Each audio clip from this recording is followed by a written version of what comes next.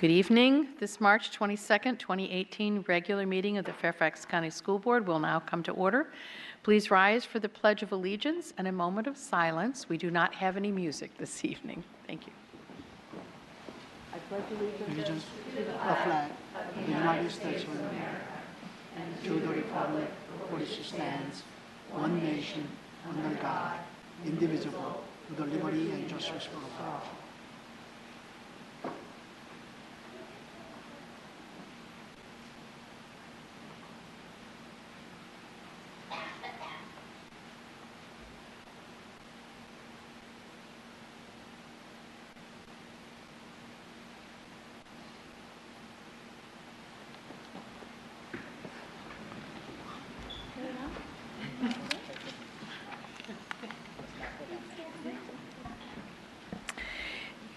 In order to comply with Section 2.2-3712D of the Code of Virginia, it is necessary for the Board to certify that since the Fairfax County School Board convened a closed meeting on March 22nd, 2018, to the best of each member's knowledge, only public business matters lawfully exempted from open meeting requirements and only such public business matters as were identified in the motion convening the closed meeting were heard, discussed, or considered by the Board during the closed meeting. Is there a motion?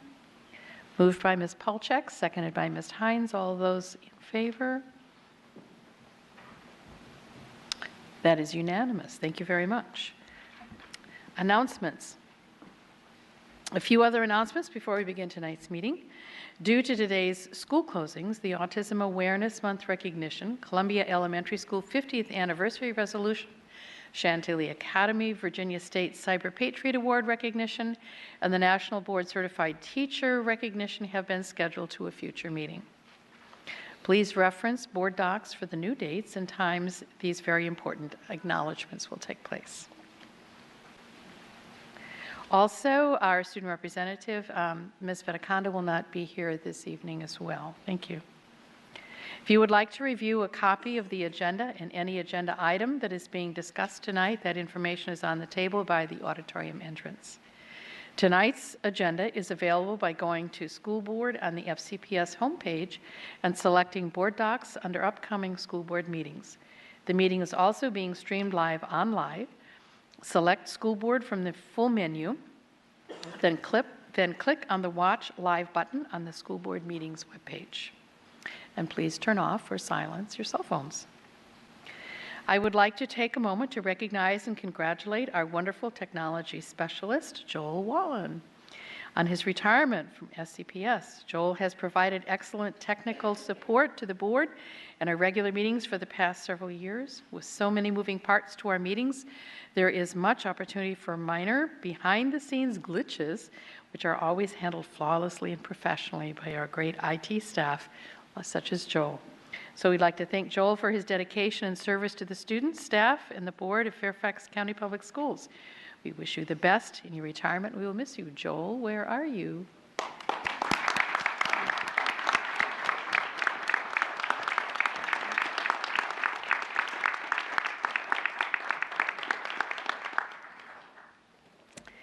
Thank you again.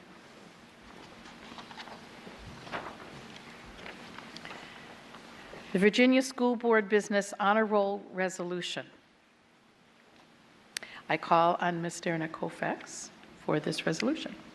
Thank you, Madam Chair.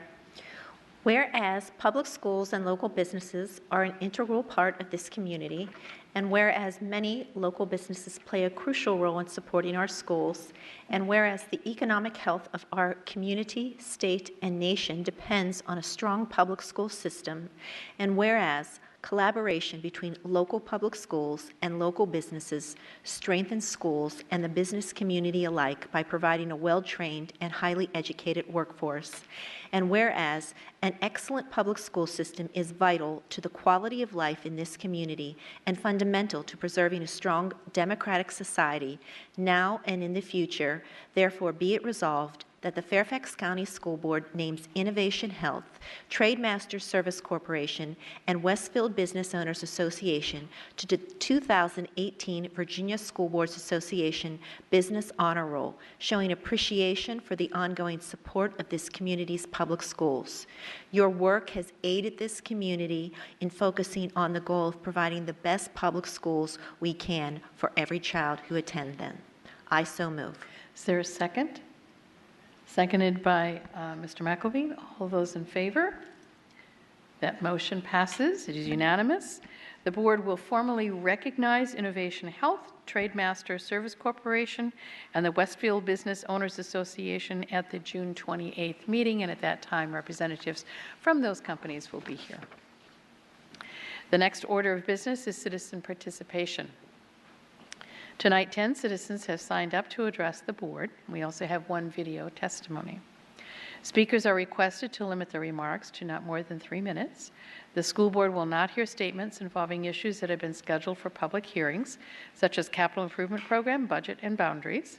Complaints regarding individual students or school-based employees should be directed to the appropriate school principal or other school official.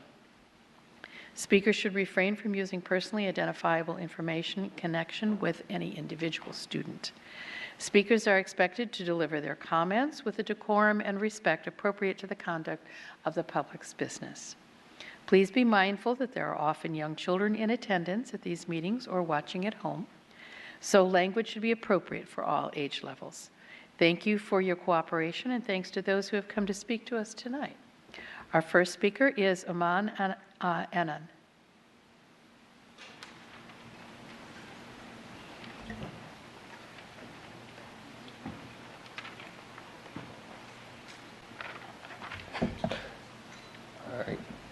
Hello, everyone. My name is Omari Anand, and I will be sharing my time with Nathaniel Alazar. We are members of the NAACP Youth Council. I am a student at Herndon High School, and I have not witnessed or experienced any problems with my SRO officers, but that doesn't mean they aren't a problem. Some SROs are abusing their power and arresting kids as young as middle school with felony charges. Not only are they arresting kids, but studies show that they are targeting minorities. There was a recent report that came out about a middle school that arrested around 36 kids. Not only were these kids arrested, but 95% of the kids that were arrested were Black and Latino. This is absolutely appalling. This is an extreme incident, but this isn't the only school that has similar trends of disproportionately arresting minorities more than Caucasians. The problem isn't that the kids are being arrested. The problem is that they are arrested for the wrong reasons. No kid should be arrested for childlike behavior such as trespassing, phone abuse, computer abuse, assault, and other trivial charges. All of these things are things kids naturally do. Kids make mistakes. That's part of growing up. These kids should be held accountable for their actions, but they should not have to go through a juvenile system, effectively ruining their lives. The kids that are arrested with felony charges are unable to get a decent job in the future, and they might get involved with things that probably would not have been exposed to if they had not been arrested that might land them back in prison. The only time kids should be arrested by the SRO officers is if other people's lives are at risk. I'm not asking for the SROs to be taken out of the school system completely. I know they can be very beneficial. We are asking that SRO's responsibility is only to intervene in potential life-threatening situations. The school-to-prison pipeline, often dismissed by many, even to this day, is a pressing issue that warrants the attention of both members of the community and leaders like our elected school board members, whose job it is to represent the more than 188,000 students who attend the county's public schools. While school resource officers remain a crucial part of our school safety and security plans, there have been more questions of late on the exact role of these SROs. Furthermore, in light of mass incarceration that has taken place at schools across the county, specifically targeting students of color, concerns have been raised on the racial profiling stop and frisk procedures that have been woven into the very policy that is supposedly designed to keep students safe, but instead is putting kids as young as middle schoolers into the criminal justice system. While making sure kids are accountable for their actions is a necessary step to ensure that our schools remain safe havens for students to learn and thrive in, recent data on locations such as the aforementioned Sandburg Middle School point to the need of immediate reform to how we think of safety and security at our schools. Not only do we need to better designate the roles and responsibilities of our school resource officers, but so too do we need reform to address the increasingly alarming problem that is the disproportionate number of African American and Latino students that are being arrested at their own schools. What's more is that these students could be arrested for simply acting out in class or stealing a cell phone. Now, don't get me wrong, actions like these should not be excused and should come with consequences. But who really thinks that putting these kids through the juvenile justice system would be beneficial for the student to learn from his or her mistake and for the school to ultimately protect its students? Incarceration does not solve the problem. We must not fail our students. We must not impose lifelong consequences upon kids for only temporary offenses that pose no danger to the safety of other students. We must not, for the future of our county students, hang in the balance. Thank you. Our next speaker is Julia Hakim. Julia?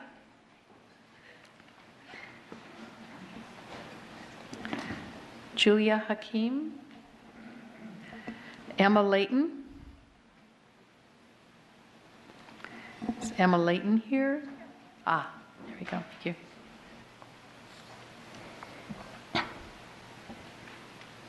Good evening. My name is Emma Layton, and I'm a junior at Woodson High School. I am here with fellow Fairfax County students to comment about the auditorium HVAC replacement at Justice High School with special regard to the energy used to power such systems. Fairfax County Public Schools can take advantage of a financing approach called a power purchase agreement to acquire clean, renewable energy. By taking steps towards a renewable energy future, we create a hedge against future increases in the price of electricity, provide educational opportunities, drastically reduce our greenhouse gas emissions, and further cultivate a safe and prosperous environment for students. Our influential school system includes 196 schools with more than 26 million square feet of school and office space. With the exception of Rachel Carson Middle School and Thomas Jefferson High School, both of which own panels for research opportunities, we don't offer renewable alternatives for any of these schools. FCPS has done a remarkable job with energy efficiency and is nationally recognized for its Energy Star certifications. But with Virginia's hot, humid summers and freezing winters, we require massive amounts of energy to maintain a stable temperature inside these 26 million square feet each day.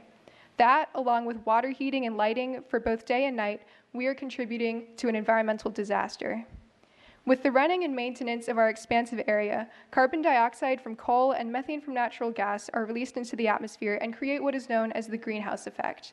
The molecules trap heat caused by the sun's rays in the atmosphere, leading to a slow but steady rise in global temperature. Just a few degrees in warming is absolutely devastating to wildlife, vegetation, and humans alike. From hurricanes in the Gulf to drowning island nations in the Pacific, we recognize yet ignore the effects of global climate change every day, and effects will only worsen. As a student with my entire life ahead of me, I find this greatly disturbing. Today, Fairfax County is completely dependent on the dirty energy that endangers our livelihood and our planet. Solar panels on our schools would significantly reduce our greenhouse gas footprint. When we consider the 26 million square feet of land powered night and day almost every day of the year, we create a lot of greenhouse gases that cause climate change. With solar, we could reduce that impact astronomically. We need to utilize the renewable alternatives available to us so we can be better stewards to our beautiful planet because there is no planet B. We know that solar panels are budget-friendly, student-friendly, and also eco-friendly. We know that coal and natural gas are none of those things. To us and the many people that signed our petition, this was a straightforward decision. I'll leave you now with our Environmental Club's motto from Margaret Mead. Never doubt that a small group of thoughtful, committed citizens can change the world. Indeed, it's the only thing that ever has. Our community is depending on you to make not only the smart decision, but the moral decision to go solar. Clean energy is the future, and we are the future. Let the future be ours. Thank you. Thank you. The next speaker is Sean Perryman.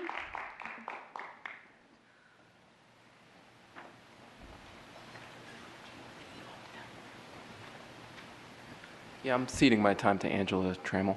She's a parent of a student. Here you go. Good evening, everybody. My name is Angela Trammell. I have a 16-year-old son at Centerville High School, and I have a 13-year-old daughter at Liberty Middle School. And I'm also a product of Fairfax County Schools. Dr. Allwood and Dr. Stepp were my principals at Lake Braddock, very, very long time ago. I'm here tonight to show support for the SRO MOU suggested changes. My son was assaulted by a teacher at his school, and the teacher continued teaching for 3 full days after the incident. I believe if my child, a young African American male, had assaulted this teacher, he would have been immediately arrested. Additionally, I talk to my son daily about the process and how to handle things. One of the things that it's so important, and I ask you all to remember that all of these kids are really kids. They may be mature, but it's the little things like, Mom, why did the superintendent put out a letter and say that the school and the county apologized to me and to our family? That never happened. So I'm telling you today, the changes and the suggested changes and the requests that we're asking of you, please take them seriously. All of our kids are watching, every single one of them. And it's very important that they understand that the schools protect them, not just protecting teachers. We have to protect our children. Thank you. Thank you. The next speaker is George Elber.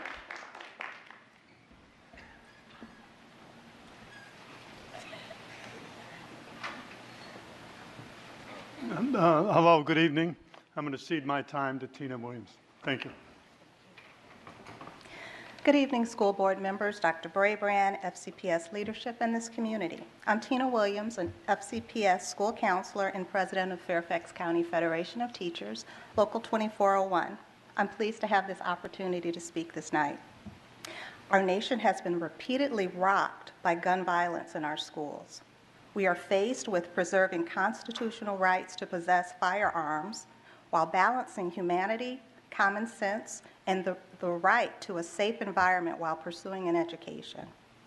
As I look back on this week's events at Great Mills High School in Maryland, I am reminded of the critical role that our school resource officers have in protecting our children while at school, the importance of building trust, a sense of community, and the role of being a resource for each child in the school is a necessity in this position. In a system as diverse as FCPS, we need our SROs to be culturally aware and sensitive to the needs of the children and the communities that they serve. It cannot be emphasized enough that these police officers are working with our children. These children must see the SRO as an ally, somebody that will assist and help them, not a foe or someone to fear. Building relationships, improving cultural understanding, and establishing connections with our students of color can reduce bias towards racial profiling and unnecessary detainment and arrest, thereby decreasing that school-to-prison pipeline trend. One Fairfax is a resource, is a response to concerns about racial and economic disparities in our school system. We know that a disproportionate number of African American and Latino children are expelled from school and end up in the criminal justice system. We know also that those same children are more likely to be found in detention centers and referred to juvenile and domestic relations courts than their white peers. This year, there's been much discussion in terms of equity and applying that equity lens as we work to improve practices in our wonderful Fairfax County schools. Adjudicating children for non-safety issues into the criminal justice system just is not the answer. I ask the school board to please respond to tonight's message by utilizing a lens of equity and clarity to identify and address those non-specific and too broad FCPS policies, as well as other areas where systematic discrimination is affecting our children of color. I also request that professional development be provided to SROs that promotes equity and cultural sensitivity. Thank you. Thank you. The next speaker is Kofi Annan. Good evening. Kofi Annan, the president of Fairfax NAACP.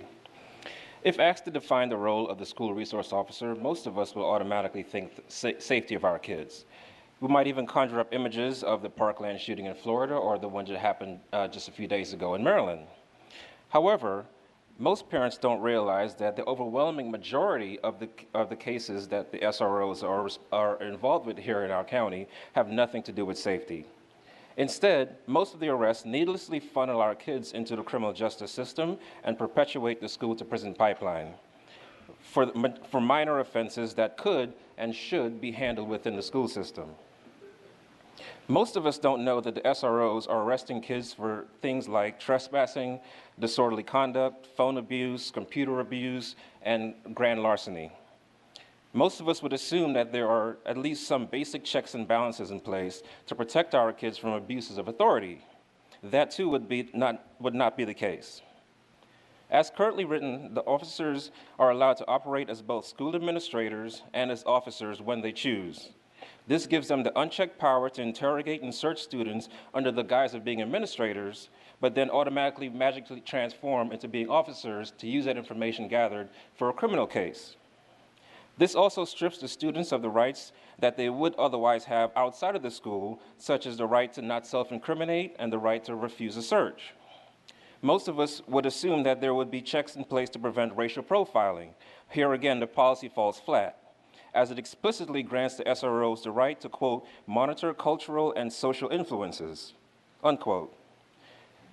With that kind of language in place, it's no wonder that the numbers demonstrate that there is a bias and African-American kids are disproportionately being targeted. We might even assume that parents reserve the right to know what the SROs are doing or intervene on their kids' behalf. But here too, the policy falls flat, as parents have no such rights under the current system.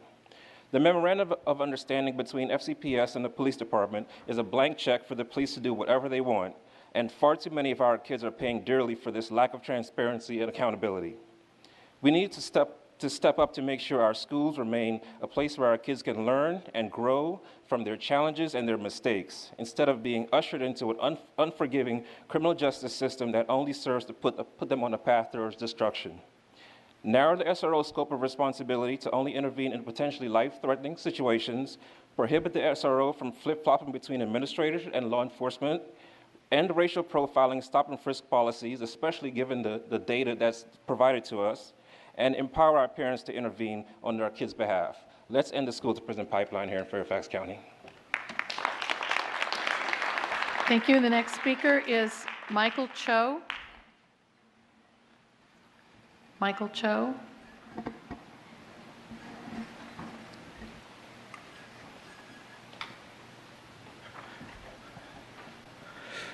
Hello.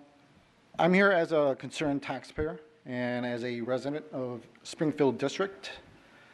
I pay my taxes on my house and on my cars to Fairfax County each and every year.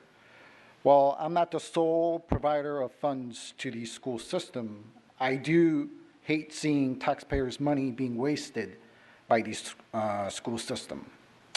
According to information obtained recently from a FOIA officer, that is Freedom of Information Act, at the Fairfax County Public Schools, a total of 3 buses come from Lee District to Springfield District to pick up split feeder students and to drop them off at Key Middle School instead of dropping them off at Irving Middle School.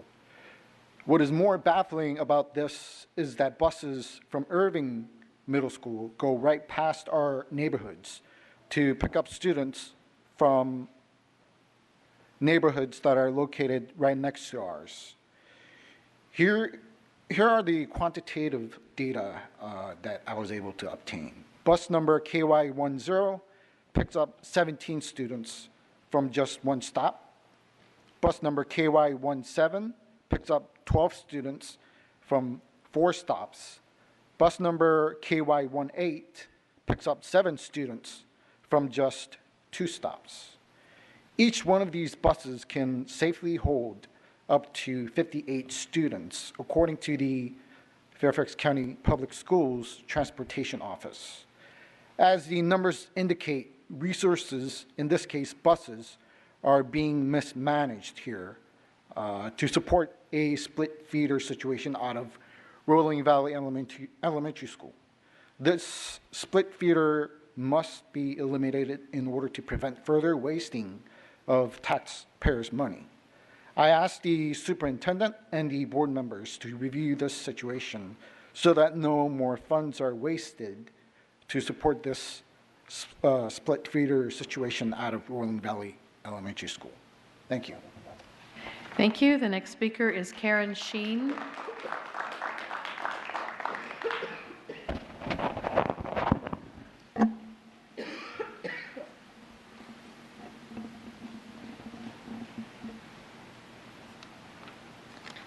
Good evening. You're going to hear a similar theme in my comments to Michael's. I'm here as a concerned parent of 2 children who attend Rolling Valley Elementary School, along with a number of other concerned parents. I would like to respectfully request the school board makes the recommendation to the superintendent's office to end Rolling Valley as a split feeder school pursuant to School Board Policy 8130.7. This policy states that a split feeder can be ended to improve operating efficiency and/or instructional effectiveness. Let's break that down for a moment. Let's talk about improving operational efficiency. Ending Rolling Valley as a split feeder will improve the efficiency as it relates to transportation investment and logistics. Currently, the Rolling Valley split feeder cohort is traveling twice the distance to Key Middle School than they would to Irving Middle School. In fact, Fairfax County is sending 3 full-size buses to transport a small number of Rolling Valley split feeder children to Key Middle School. As Michael mentioned, 17 children on one bus, 12 on a second, 7 on a third. These buses can accommodate 58 students. Doesn't seem like a good use of transportation resources. We then have to factor in wear and tear on the buses, additional maintenance, cost of gas. Let's move on to part 2, improving instructional effectiveness. Ending Rolling Valley as a split feeder will improve instructional effectiveness if only relieving the burden on our children of spending 45 minutes on a bus each morning and evening to get to a school on the other side of town. This includes our children traveling through the Mixing Bowl, a highly congested area during the times our children are going to and from school. Not only is this a congested area, but it is the 15th most dangerous intersection in Northern Virginia from a vehicular accident perspective. If I could have my kids avoid that, I'd like to. I'm guessing for those of you who have children, you probably would prefer for your children not to have to travel through that intersection as well. The contrast of that commute to Irving and West Springfield High School, which are a 5 to 7 minute drive down Rolling Road for most of us. As it is, our kids currently bus past West Springfield Elementary School to get to Rolling Valley, but that is a 2 to 3 minute differential, not a 40-minute differential as it is at the middle and high school level. As this relates to instructional effectiveness, at a minimum, it provides our children with the opportunity to get more sleep each night as their commute to school is shorter, and also provides more opportunity in the evenings to accomplish homework. I'm not sure about you, but given the average commute times in this area, if I had the ability to get even an hour back in my day from a commute perspective, I would welcome that. I would welcome any of you to wake up early and make the drive from the entrance of any one of our communities impacted by this issue and drive to Key Middle School. Then do the same for Irving. Let me know which you prefer. As it appears in the Fairfax County School website, the superintendent is authorized to make this change in consultation with affected school board reps and provided less than 5% of enrollment of the schools impacted is affected, and an analysis is done to indicate that it would improve the operational efficiency of the school. I'm here to ask you as a concerned parent to please address this issue using relevant and factual data and implement the process that is outlined on the website, on your website. Additionally, I would respectfully request that the communication on this issue be responsive and accurate. Thank you once again for your time on an important issue. Thank you. The next speaker is Matthew Ellsworth, to be followed by Charlotte Wright, and then I will go back and see if Julia Hakeem has arrived. So the next speaker is Matthew Ellsworth. My name is Matthew Ellsworth. This is the second board meeting I've attended. The first was in February, where the topic of gun control had the attention of a crowded room. A room with people with signs saying never again, demanding the school board do something to address the problem of gun control. I say gun control because it matters considering school safety. We're not even open for discussion. The one school board member who wanted to talk about the real need for improved security measures was shut down for even suggesting that having armed personnel in schools should be a consideration. Instead, the school board decided to write a letter to Congress to pass more gun laws. The people in attendance gave you a standing ovation while you passed the responsibility of the safety of our children to someone else that effectively did nothing. You wrote a letter. They held signs saying never again, and never again was 2 days ago in Maryland. A 17-year-old child took a handgun to school and shot 2 people before he was stopped by an armed professional. Your letter did not work. Your signs do not work. Your laws do not work. What worked was the very thing that you do not even want to open for discussion. This tells me you are concerned only with banning of the guns and not with the safety of our children. I'm concerned only with the safety of my child and other children, whom I will remove from this school and encourage others to do the same if you do not focus on keeping our children safe. If I cannot have confidence in this school board to keep my child safe, we will need a new school board, one that cares more about children and not politics. I defer the remainder of my time to a voice that matters, one of the students who you are failing. Please give him whatever time remains so he may plead for his life. My name is Alex, and I'm a 13-year-old student at Lanier Middle School. I'm here to say that I do not feel safe going to school each day not knowing if I'm going to come home or if this is the day I'm going to die. I'm very concerned for our safety, and as a school board, you are not providing the protection that students need. In my school, we have one armed officer, but then again, the officer is just one person and cannot be expected to search each student. But then again, so what stops someone from bringing in a weapon? Without the officer knowing about the weapon, the officer will be targeted first due to them being the only form of resistance. Schools need armed professionals, students need to be searched, and we need metal detectors. It is silly to blame guns for all of this when the lack of school security is clearly to blame. All we have to protect students is a gun-free zone sign. You have 2 armed police officers and 1 security officer for the 13 of you. But at Lanier, we only have 1 officer for almost 1,000 students. You are not doing your job, and you are wasting your time if you keep on going on about how guns are the problem, because they are not. I have even asked to wear body armor to school because you will not do your jobs. These are the lives of many students in your hands, and focusing on banning guns will not help you while you sit here protected by armed security and talk about renovations. There are students dying in halls and classrooms throughout the country. What we need is tighter school security, and we need it now. Thank you very much. Thank you. The next speaker is Charlotte Wright, and then I believe Julia Hakeem has arrived. Ms. Wright. Good evening. Earlier this week on Tuesday, we had a school shooting happen in our backyard in southern Maryland. If it weren't for the quick response by the armed resource officer on site, the devastation of lives lost may have been much more. The students and faculty at Great Mills High School had prepared for an incident just as this, as every other school in America does now. But even with all their preparation of what to do during a lockdown drill, a life was still lost and people were injured by a gun that got through the school's doors. Why, you ask? Because the school shooters know exactly how we prepare. They were or are students that grew up during a time of mass shootings happening in schools. They know the weak points. The school shooter knew that one of the most vulnerable moments of the school day was arrival, 8 a.m., when people wouldn't be able to lock themselves in a classroom, when there would be chaos and terror in the halls after his first shot. Unfortunately, we need to start putting ourselves in the shoes of a potential school shooter and think how they are going to think. It's not a place I like to dwell often, but with a school shooting now occurring once every week and a half across our country, this is a very real issue I have to deal with as a parent of 2 young children. My question for the board is, why haven't you increased security across our schools? Why isn't my first grader greeted at the door by an armed police officer like all the middle and high school students in our county? Why aren't we doing more to protect our children by searching bags or putting metal detectors at the front door like they do in DC public schools? At this point, it really isn't if anymore, it's when will we experience a school shooting at a Fairfax County public school. Chief Edwin Rosler announced as of Monday, March 5th, there have been 52 threats to FCPS schools since the beginning of the school year. Rosler also said, we are blessed that we have not seen a tragedy like we've seen in the nation since 1982 in Fairfax County. In my personal opinion, we aren't blessed. We are lucky at this point. Have any of the school board members ever participated in an actual lockdown drill in one of our schools? A recent status on Facebook from a teacher, Dana Ray, had almost 200,000 shares. I received her permission to share it here tonight. Today in school, we practiced our active shooter lockdown.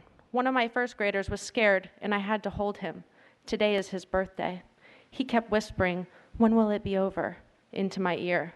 I kept responding soon as I rocked him. I had a mix of 1st through 5th graders in my classroom because we have a million tests that need to be taken. My 5th grader patted the back of the 2nd grader huddled next to him under a table. A 3rd grade girl cried silently and clutched the hand of her friend. The rest of the kids sat quietly and stared aimlessly in the dark. As the intruder tried to break into our room twice, several of them jumped but remained silent. Eventually, the principal announced the lockdown was lifted. I turned on the lights, removed the table from the front door, opened the blinds, and announced, "Let's get back to work." I was greeted with blank faces, petrified faces. This is teaching in 2018, and no, I don't want a gun. Hashtag teacher life.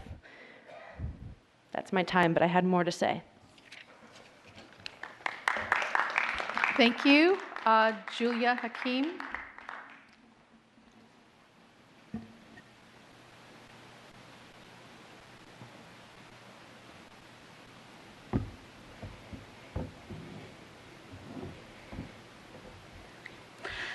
Hello, my name is Julia Hakim. I am a senior at James Madison High School. I'm here with my fellow Madison, Oakton, and Woodson High School students to comment on the energy supply to the auditorium HVAC replacement at Justice High School. The energy currently used to power this system is unclean and unsustainable. I am urging FCPS to purchase clean, renewable energy for the HVAC replacement at Justice High School, which could be generated locally by taking advantage of a power purchase agreement. I understand that FCPS has a seriously constrained budget. My proposal requires no outlay to purchase solar panels. I urge FCPS to use an interesting financing mechanism called a Power Purchase Agreement, or PPA. A PPA allows the school system to purchase power, such as we do today, but from a renewable source, daily sunshine. A PPA is a contract in which the solar company installs, maintains, and owns the panels for the contract's terms. This fixed price provides a hedge against the increased price of electricity from the utility. A PPA allows the school system to take advantage of the federal investment tax credit for solar. Since the solar companies are private businesses, they can access the 30% federal tax incentives that public schools cannot. These companies can then pass those savings on to the schools. At the end of the contract, the school can either buy the depreciated panels or enter into another PPA. The panels typically last 40 years. Another benefit of solar panels is that they produce electricity, which can reduce the demand fee from the utility. The price of solar energy has recently dropped significantly. In fact, Bath County School District has used a PPA to install over 1 megawatt, the largest school solar project in the Commonwealth. Completed in the fall of 2017, the project provides a whopping 56% of Bath County Public Schools' annual energy needs. Imagine if FCPS could do the same. This project protects both the school district and the taxpayers of Bath County from the future rate increases. And in 20 years, Bath County Public Schools will enjoy virtually free solar energy. FCPS must follow in this school's progressive footsteps. I am not alone in this thinking. Our petition advocating for solar on our schools has over 1,665 signatures, mostly from students. It is so important to us that FCPS goes solar because not only because it is our hometown, but because it is a necessary catalyst towards energy sustainability. FCPS, one of the most well-respected school districts in the United States, has the potential to set a widespread precedent. Transitioning to renewable energy sources is inevitable, and FCPS has the opportunity to act as a role model for the rest of Virginia and prompt other school districts to take action. Investing in solar is the next first step to our clean and healthy energy future, our future. Thank you. Thank you. We have a video testimony to be presented by Catherine Hammond. Hello, my name is Catherine Hammond from James Madison High School, and I'm here to comment on the HVAC replacement at Stewart Middle School. FCPS has been doing a great job with energy efficiency, being the 10th largest school district in the nation with over 220 facilities and serving more than 180,000 students. FCPS has earned the Energy Star certification for 153 buildings, saving $10.5 million since 2014 and reaching an 11% reduction in greenhouse gas emissions. The district has cut more than 49,000 metric tons of carbon dioxide since 2014, equivalent to the amount of CO2 saved by more than 1.2 million trees grown over 10 years. But FCPS needs to do so much more. Only around 1% of Virginia's energy consumption comes from renewable energy sources. The state has only achieved around 2% of its energy potential. Fairfax County should follow the lead of Middlesex County, which has taken great strides in the right direction. School Superintendent Peter Gritz created a power purchase agreement, or a PPA, with Sun Tribe Solar, a solar panel company that will own the panels and maintain them, creating no upfront cost to the schools. The panels will be installed and power both St. Clair's Walker Middle School and Middlesex Elementary School for the 25-year agreement, and will save $2.6 million at a price of 6.84 cents per kilowatt hour, providing 100% of the energy for the schools. With a similar power purchase agreement, Fairfax County could promote the use of renewable energy and save money at the same time. As one of the largest school districts in the country, Fairfax County has both the power and responsibility to set up an example of environmental leadership for other school districts to follow. The time is now for the school board to act. Do it for the students. Do it for the community. Do it for the planet. Solar is the future. We are the future. Let the future be ours.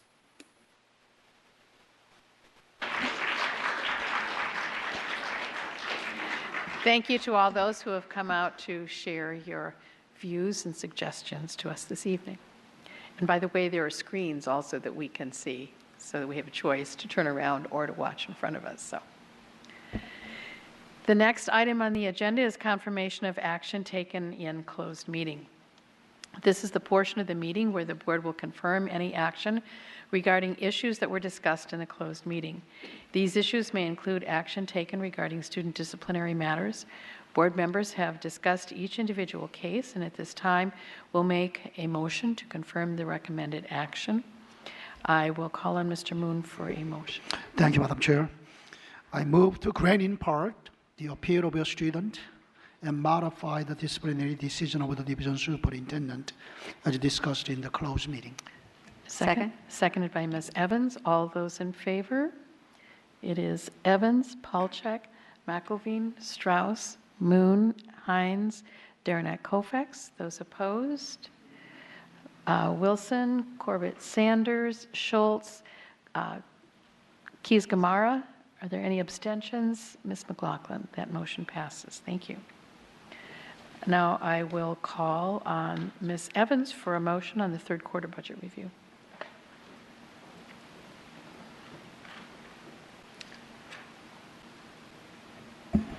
Thank you, Madam Chair. I move that the school board approve revenue and expenditure changes reflected in the FY 2018 third quarter budget review as detailed in the agenda item. Is there a second? Second. Ms. Evans, would you like to speak to your motion? Just very briefly, this is the point at which we recognize changes throughout the year in our expenditures and revenues, and we have had a presentation on this as well as a work session. I would urge my colleagues to approve these changes. Mr. Moon, do you have anything to add? Nothing to add. All right, all those in favor of the motion? In favor of the third quarter budget review? Okay, that motion is unanimous. Thank you very much, with Ms. Hines away from the table. The consent agenda. Our adopted rules of parliamentary procedure, Robert's rules, provide for a consent agenda listing several items for approval by the board in a single motion. Many items listed have gone through board review, and documentation has been provided to all board members and the public in advance. Items may be removed from the consent agenda at the request of any board member prior to the meeting. Approve the minutes of March 8th, 2017 regular meeting. 6.02, confirm the separations for the period beginning February 1st, 2018 and ending February 28th, 2018. 6.03, award the contract for the auditorium HVAC replacement at Stewart High School to the lowest responsive and responsible bidder, Adrian Merton, Inc., and authorize the division superintendent or the assistant superintendent of facilities and transportation services to execute and administer the contract on behalf of the board. 6.04, award the contract for the rooftop and air handling unit replacements at Shreewood Elementary School to the lowest responsive and responsible bidder, Adrian Merton, Inc., and authorize division superintendent or the assistant superintendent of facilities and transportation services to execute and administer the contract on behalf of the school board. 6.05, approve the appointment of Lee Burton to the ERFC Board of Trustees through June 30th, 2018. Is there any objection to approving the consent agenda? Hearing and seeing no objection, the consent agenda is approved. New business. The following are new business agenda items. There will not be a vote tonight on these items, but action is scheduled at a future meeting. 7.01, award the contract for the chiller replacement at Franklin Middle School to the lowest responsive and responsible bidder, and authorize the division superintendent or the assistant superintendent of facilities and transportation services to execute and administer the contract on behalf of the school board. 7.02, award the contract for the chiller replacements at Mount Vernon High School to the lowest responsive and responsible bidder, and authorize the division superintendent or the assistant superintendent of facilities and transportation services to execute and administer the contract on behalf of the school board. 7.03, award a contract for the Oakton High School renovation project to the lowest responsive and responsible bidder, and authorize the division superintendent or the assistant superintendent of facilities and transportation services to execute, deliver, and administer the contract on behalf of the school board. 7.04, award a contract for the Hutchison Elementary School synthetic turf field replacement project to the lowest responsive and responsible bidder, and authorize the division superintendent or the assistant superintendent of facilities and transportation services to execute, deliver, and administer the contract on behalf of the school board. 7.05, award the contract for the boiler replacement at Bryant Alternative High School to the lowest responsive and responsible bidder, and authorize the division superintendent or the assistant superintendent of facilities and transportation services to execute and administer the contract on behalf of the school board. 7.06, award a contract for the Marshall High School synthetic turf field replacement project to the lowest responsive and responsible bidder, and authorize the division superintendent or the assistant superintendent of facilities and transportation services to execute, deliver, and administer the contract on behalf of the school board. 7.07, award the contract for the running track replacement at Falls Church High School to Field Turf USA, Inc. in the amount of $382,147.50, and authorize the division superintendent or the assistant superintendent of facilities and transportation services to execute and administer the contract on behalf of the school board. Superintendent matters. Dr. Brabrand. Thank you, Chairman Strauss. Well, a couple of things I'd like to share. We've had another interesting weather week. We had a rare spring snowfall.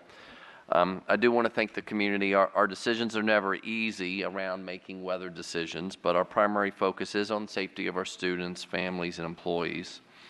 Our decision to close this morning was based on the icy conditions when our buses and students would have been on the roads. I do appreciate everyone's patience. I do think it's one of the hardest decisions a principal or a superintendent makes.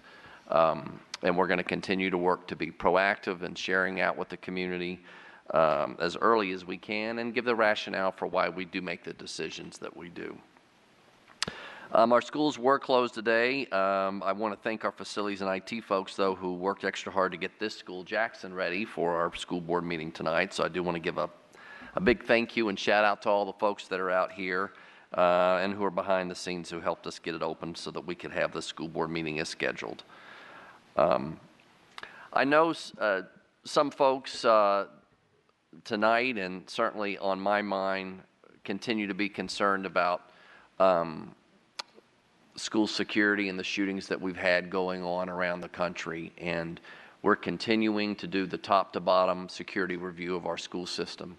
And I'll be sharing with the board shortly what our best thinking is about how to go forward. I think we've done a lot proactively over the years to make Fairfax County Public Schools safe and secure for our students and staff. But we need to take a deep dive, given the conditions around us, to make sure we're doing everything possible to make our students and staff safe. So we'll be updating you very, very shortly. We're in the process of reviewing input from many stakeholders, looking at best practices around the country, engaging key stakeholders, and I'm very hopeful that we'll be able to bring something to you very, very shortly before the school year ends to help inform how we move forward. Finally, I just want to share one of the things this year that I'm working on, sometimes people think it's hard because it's such a hard system, but I was here many years before. I know a lot of folks, and those that I don't know, I want to get to know. And some people tonight sharing concerns about our SROs and how we deal with school discipline. And I think it's an important topic and one that I have some experience in and want to help be part of the solution and certainly not part of the problem. Our top priority in Fairfax County Public Schools is to create a safe environment where everyone's free to learn and thrive. And I'm proud personally that national discourse around these topics can be combative. If you watch the news and look at how those discussions can go, I think Fairfax County Public Schools, staff, students, and parents, and our community members, including those that are here tonight, can serve as a role model for how this school system can approach this issue with acceptance, civility, and mutual understanding of each other's points of view and perspectives. I do want to reinforce to this board and to the community that our SROs provide a critical service to our schools and community and are part of our overall school system safety and security plan. Fairfax County Public Schools and our police department work closely to ensure there are clear roles and responsibilities for SROs versus school administration. I'm sure this is something we can continue to work on. But I also want to be absolutely clear that Fairfax County Public Schools and the Fairfax County Police Department do not condone in any way any form of racial profiling, nor would we have any related language of that in our memorandum of understanding. As I may have shared previously with the board, but I'm not sure with the whole community, a very, very small percentage of our students face disciplinary action. One of the things I'm particularly proud of is that when I was away for 5 years, Fairfax County took the lead in creating a system of support advisor, or a SOSA, at our high schools that helps support students who are starting to get some referrals to the office, to the school office. And we've seen a real impact on the disciplinary process. Since we introduced these SOSAs in 2014, 2015, there's been a significant reduction in the number of discipline incidents at high school, declining by nearly 40%. Are there still some incidences? Yes. But are we moving in the right direction? I absolutely believe that we are. We recognize and we are concerned about disparate numbers in school discipline, even if the overall numbers are very, very small. And we're concerned about that as it relates to suspension and expulsion rates as well between white children and children of color. We are working to address these issues. In fact, I'm very proud of the work we've done implementing the Restorative Justice Program, or RJP. Restorative justice is really a philosophy as much as it is a program on a set of principles around responding to harm and wrongdoing that's victim-centered and focuses on offender accountability to those who were harmed and to the laws or rules that were broken, and not just necessarily a disciplinary or punishment mindset.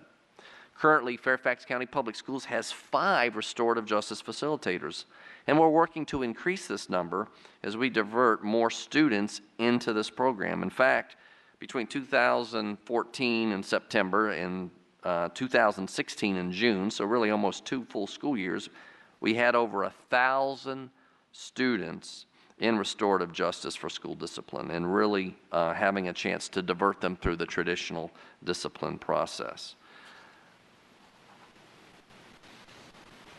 Fairfax County has really worked hard too as a school board. I know you have, and I certainly support explicitly denouncing discrimination in our policy of 1450, that no student, employee, or applicant for employment shall, on the basis of age, race, sex, color, sexual orientation, gender identity, religion, national origin, marital status, or disability be excluded from participation in, be denied the benefits of, or be subjected to discrimination under any education program or activity as required by law.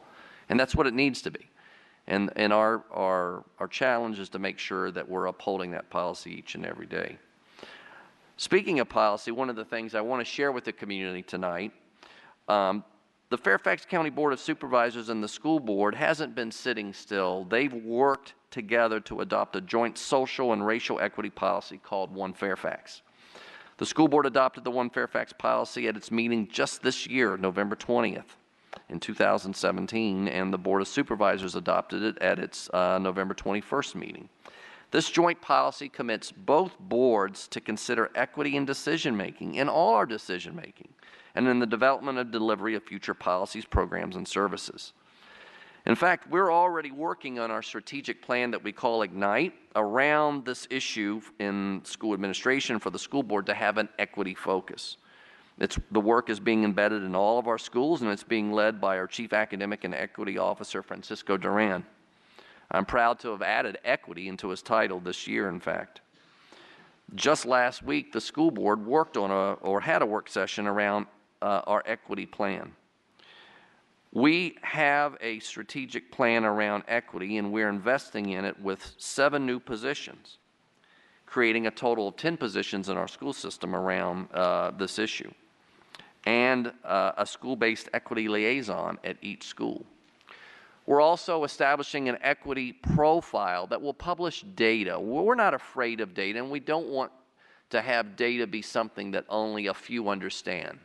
And it's really putting the data out there, disaggregating it, and analyzing it, and then having a community conversation about how this data can help us improve. We're also reviewing and assessing existing curriculum, program, initiatives, and policies, including looking at the MOU for SROs to ensure that we're providing the appropriate access and opportunities and making sure that we have equity in how we handle these.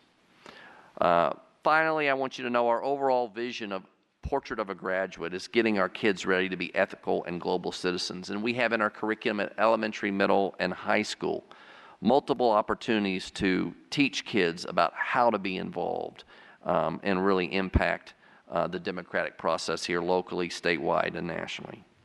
And finally, I want to just wrap up my remarks this evening. It's great to be back in Fairfax County Public Schools. Fairfax County Public Schools has had many well-established partnerships over the years, as well as those under development. We are committed, and I'm personally committed, to continuous improvement for the betterment of our students, family, staff, and community. In fact, this year, we partnered with the NAACP in the Minority Student Achievement Oversight Committee and on the Successful Children and Youth Policy Team. I hope all of our stakeholders out here who care about equity, who care about making sure that we're providing a strong environment for all of our students, know that we're here to partner with you.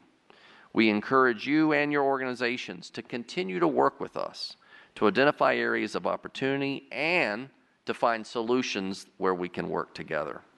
I hope everybody has a great school day back. Tomorrow we will be open for business in Fairfax County Public Schools, followed by a wonderful spring break.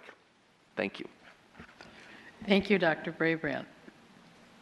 Next on the agenda is board reports, and I call on Ms. McLaughlin for a report, an update on the SCIPT and Public Engagement Committee.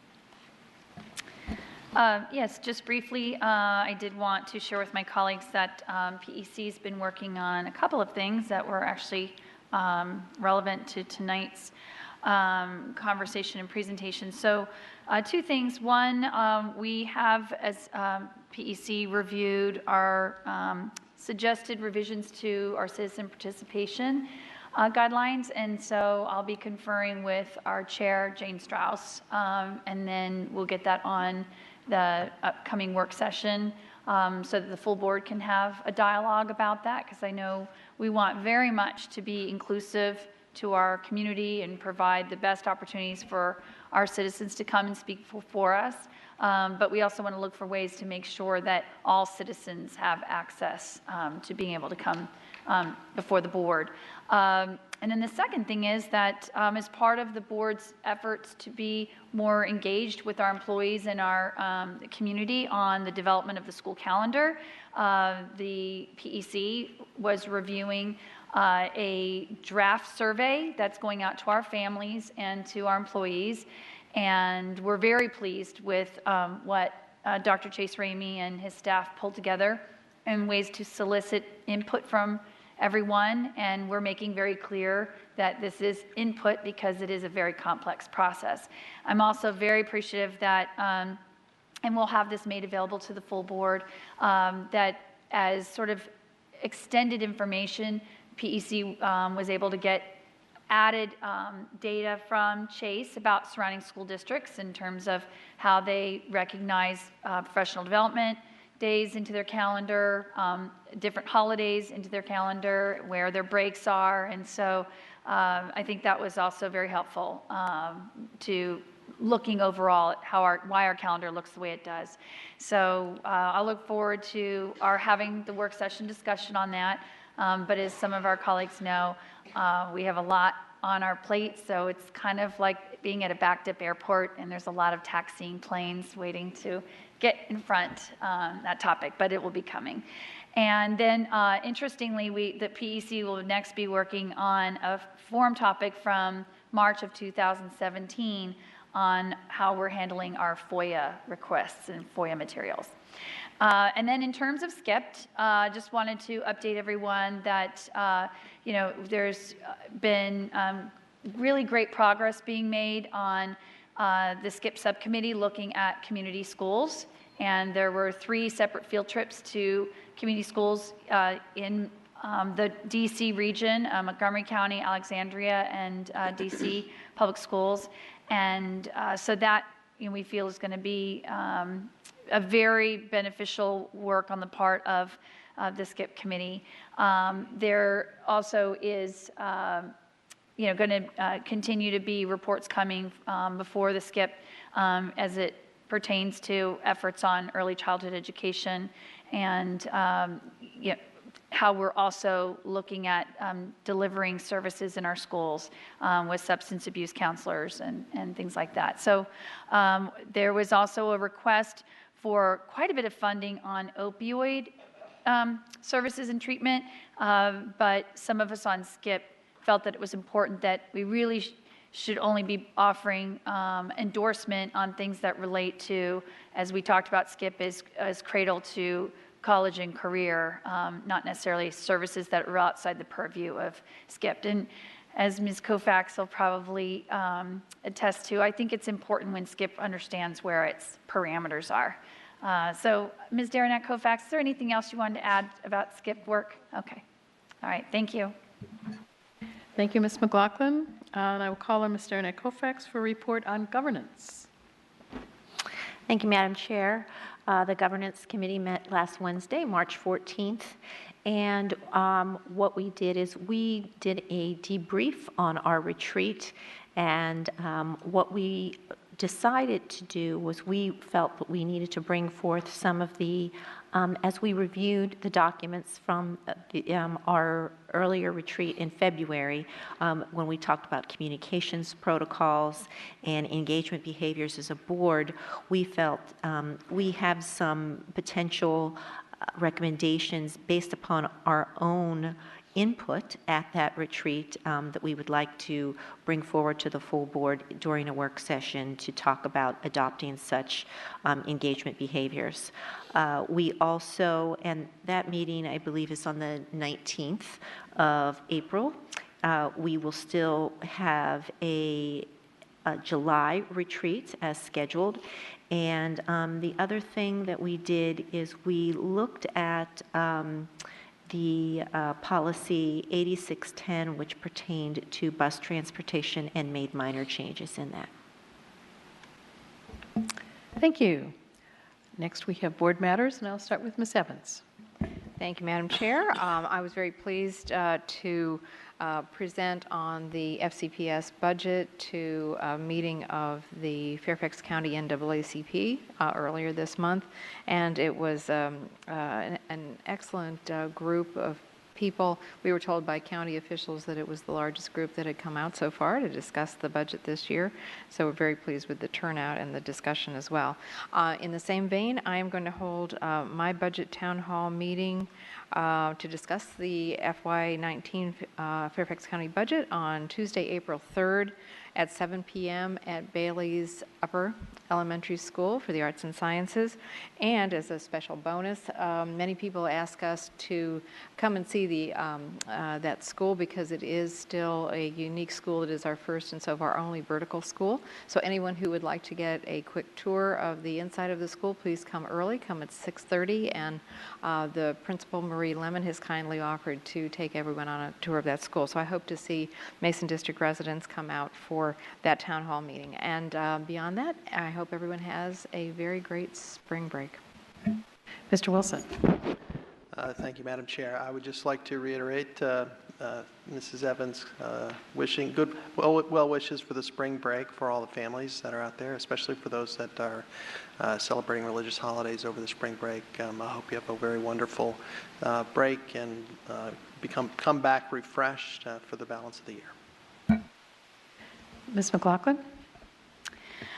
First of all, not only do I wish safe travels to all of our students and their families who may be taking this time off, and also our employees during the spring break, but I also want to wish those who are going to head down to the National March on Saturday, the 24th, their very best in safety and in exercising your voice and letting our nation know how much we care about gun safety in this country. I also want to thank the residents of Braddock District who came out to my office hours earlier this week. Dr. Brabrand, we had a very, he's not here. So to my colleagues, it was really an interesting conversation. The families did talk about school safety, and many of them were elementary school parents, and so they were having the dialogue with me about what it means to have school resource officers in our elementary schools. They also talked about teacher workload, and because I had some teachers in the audience, and parents as well were very mindful about the fact that in this age of 24/7 electronic communication, our teachers want to be as responsive as possible, but they also have homes and with families and personal lives, and the pressures to respond instantaneously and at late hours, I think, is something that they wrestle with. And so we talked about that as well. I think overall, in terms of the public input, I just was also encouraged that our More Recess for Fairfax County advocates were there, and we're just very excited about the General Assembly's actions to support the guidelines that will enable school systems like Fairfax County to really have some more latitude about the importance of recess for students. So they kind of wanted to know the inside scoop of what next. And I did reassure them that when it comes to this Board of 12, there seems to be very passionate support for working with our teachers and our principals to find ways for that. So that was good. And then I'm also hearing as a parent of a senior that UVA announced again tonight, along with Virginia Tech, some college admissions decisions. A lot of the other universities will be announcing over spring break. So to all of our seniors who are still anxiously awaiting those decisions, I hope you get wonderful news, and I hope you also recognize that with so many amazing universities in the United States, we are truly blessed compared to other countries, and I hope students will be excited and look for the many wonderful things that each of the universities that they're looking at have to offer. And so I guess I'm saying look at the half full of it all. And otherwise, to my colleagues who will be celebrating various holidays in the upcoming week or so, I hope you have blessed time with your families. Ms. Balchak? Yes, thank you. First of all, I want to send out true congratulations to the winning team. Once again, Marshall Academy won the 5-star award. I needed to make sure I had that right. The 5-star award at the Real Food for Kids culinary competition. I was very impressed. Our high school, also 2 very impressive middle school teams that participated. One of them, Sandberg, came in 2nd place. They had a delicious, colorful guac burger. So our kids really know where it's at. And just want to congratulate them and thank our staff who've supported these efforts, as well as Real Food for Kids. And I know Mr. McElveen was a key participant in that as well. Also want to thank, I guess until the Mason District meeting, the Providence District one was the most attended. So I'm glad we had community members coming out to discuss the budget. I appreciated that County Executive Brian Hill joined us, as well as Marty Smith represented the schools with Alice Wiggins, and we had a lively discussion. And I really truly enjoy having the community come out and share their thoughts and hear from each other. I think tonight we also see that it's really important for us to hear from the community, but also to hear the wide variety and diversity in our thoughts and feelings about difficult decisions that we make. So I truly appreciate that. And as a teacher and school board member, wish all of you a very restful spring break.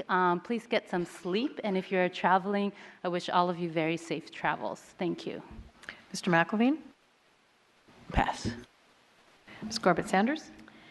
Yes, I'd like to thank the NAACP for inviting me to participate in their Women in Education panel last weekend. I enjoyed being on a panel with my colleague, Ms. Keys-Gamarra, as well as Mrs. Williams. It was an enjoyable and thought-provoking conversation. I would also like to thank all of the community members that came out for the joint budget town hall that I held with Mr. Stork this past Tuesday night, and with the support of Mr. Hill as well as Ms. Burden. It was a very lively discussion, so I appreciate that. Wanted to also congratulate Dr. Ramey on the birth of his daughter. We are all thrilled to see a future Fairfax County student born, and would like to give a heads up to people to plan to have your high school students join the next teen job fair, which will be at Mount Vernon High School mid-April, as well as look for opportunities for summer enrichment activities at those job fairs as well. And finally, I wish everybody a very happy Passover and happy Easter during the spring break. Mr. Moon. Thank you, Madam Chair. I just want my colleagues to know that a group of 10 students from Westfield will be traveling to Korea on an exchange program with a high school in Korea. They will be spending several days in actual classrooms in Korean school and spend a couple of nights with the Korean host family members, in addition to traveling throughout the country. When I saw the itinerary, that I got so jealous. I went to Expedia.com to check the price of the tickets, whether I could join them. At this point in time, for me to be able to travel to Korea tomorrow, it would just break my bank. So I quickly gave that up. But I will see many of my colleagues at the NSBA conference in 2 weeks. Ms. Hines? Yeah, I feel like I should take this moment to thank Mr. Moon for all that you do to give our students and teachers and our leadership teams opportunities to visit Korea and see what they do there, and bring exchange students and teachers over here as well. As you know, I provided housing for a lovely young teacher from Korea last summer, and it's just a wonderful opportunity, and we wouldn't have it without your hard work. So thank you, Mr. Moon. I wanted to thank the parents who came out to Vienna Elementary School the other night for the first boundary discussion, and thanks to my colleague, Ms. Palchik. These conversations are always tough. I really want to thank staff for being there as well. We have a plan, and it usually goes well. It was a little tough the other night, because it's a tough situation for those parents. Whenever you're in an elementary school and it looks like there's just not going to be enough room for all the children who are coming. So we will continue. I think it ended up being a very fruitful evening. We have feedback from the community, and we will be back out in the community. I want to thank Vienna Mayor Lori DeRocco, who has accepted our outreach and will be meeting with Ms. Palchik and I and the principal at Vienna Elementary School, just so that I think the mayor should be aware of what our concerns are, and we can just begin to brainstorm sort of a strategic approach there. So I feel hopeful about it. I hope the parents do. I also just finally wanted to thank the community members, especially the students who came out here tonight to testify before the board. I know that's not easy to do. You came here to advocate for things you feel very strongly about. Your advocacy about renewable energy, your advocacy about fair discipline and making sure that we're doing that in the right way is very important to us. This board takes those issues extremely seriously. And anytime we have students come out here and do the hard work and the research and represent their advocacy, especially as well as you all did tonight, believe me, you make a difference. So thank you. Ms. Schultz? As long as we're thanking people for coming out, I want to thank the parents who came out to ask for our help to protect their children in our schools. I was particularly touched by students who come and ask for us to be demonstrative in making actions rather than words towards keeping them secure. I'm very confident in Dr. Brabrand and his staff in the assessment that they're undertaking, that we're moving forward, and that there is going to be something concrete that will be a part of the public discussion. I know that there's frustration as I watch school districts from around the country move rather quickly and decisively, but they are, as I watch them, they tend to be smaller. We are complex. We're 400 square miles, almost 200 schools, 40,000 employees, part-time and full-time. This is a complex thing that's going to take a little bit of time. And that doesn't feel any better, especially when in a short period of time we see another tragedy just across the state line. So I urge, with my lack of full voice but my full heart, for staff to finish this assessment as quickly as possible and bring us your suite of recommendations. I do want to thank, I know it's hard to thank facilities after 2 days being closed. I just want to tell, I feel like we go through this every year. This is a regular thing. I posted earlier today, there's no easy button. There's always going to be somebody that's mad. You didn't close early enough. You didn't announce it early enough. You shouldn't have closed. It should have been a delay. It wasn't a delay. We should have gone to school. Again, the complexity of sidewalks, parking lots, employee parking, children who are walking to school through neighborhoods that haven't been plowed. You may look out your front door and your street looks great, but it's what's happening with the other 1.1 million residents in Fairfax County. So I beseech the patience of the parents who were not happy, and understanding that there more goes into a decision. It isn't cavalier, and I do think that the staff spends quite a bit of time making the right decision for we're not Loudoun, we're not Prince William, we're not Arlington, we're Fairfax, and we have to make the right decision for our kids. I also thank the facilities for handling and the janitorial staff for handling a complex community use issue that I brought to their attention. Thank you, Fair Lakes HOA, for inviting me to participate in your annual meeting, my PTA President's Roundtable that I held. Very comprehensive conversation considering all the topics that are on. And then I spent today actually with a group of people, a cross-section of people from across the country, civil rights activists, National Urban League, Department of Criminal Justice and Center for Neighborhood Enterprise, a gentleman by the name of Mr. Woodson running the Woodson Center, Robert Woodson, Honorable Ken Blackwell, former mayor of Cincinnati and former Secretary of State for Ohio, his wife, Rosa, who was the superintendent for schools in Cincinnati, parents, communications experts, all on this issue of school security, listening to children as young as elementary school, all the way through college, and what their concerns are, what their fears are, what they're looking for us to do, and really good people trying to figure out some answers beyond the borders of Fairfax County. And I appreciate their invitation and the time to continue a conversation that is very difficult, but needs to be addressed and needs to be addressed with fulsome suite of solutions. Thanks. Ms. Dernick Colfax. Thank you.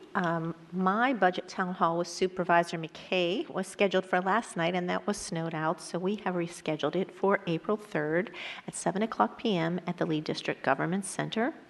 I also want to take this opportunity to tell all of our students and parents to take this time to relax, enjoy family time. If you are celebrating one of the holidays, please enjoy that and come back renewed and refreshed. Ms. Keys-Gamarra. Thank you. By the time it gets to me, it's not a whole lot to say, except I agree with a lot of stuff that other people said. So happy spring break. We are working on safety. We're working together. We're all concerned about our students, and we'll continue to look for that report so that we can make those decisions based on information. Thank you. Have a great weekend. I want to congratulate again all of our science students who presented their projects and received many awards at our science fair event last Sunday. And thank you to our wonderful teachers and staff who teach our children science. It was quite amazing. And of course, what is I always think is a marker is that we stop and talk with the students to explain their projects.